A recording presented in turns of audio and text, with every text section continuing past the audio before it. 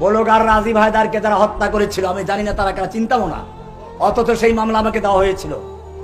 আমি যখন জেলখানা তাদের সাথে পরিচিত হলাম, জিজ্ঞেস করলাম তোমরা এটা কেন করলে, বললে এটা ইমানি দায়িত্বে করেছি, জসিমউদ্দিন রহমানের নির্দেশে নয়।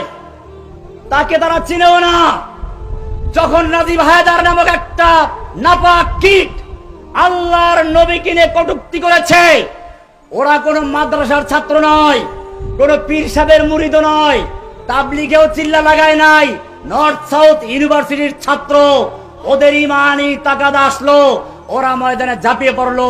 সেই ব্লগার নাস্তিক থাবা বাবা ওরফে রাজীব হায়দারকে জাহান্নামে পৌঁছে দিয়ে তারা জেলখানা চলে গেছে। আমাদের মনে রাখতে হবে, এই ভাইয়েরা এখন আমাদের জেলে রয়েছে।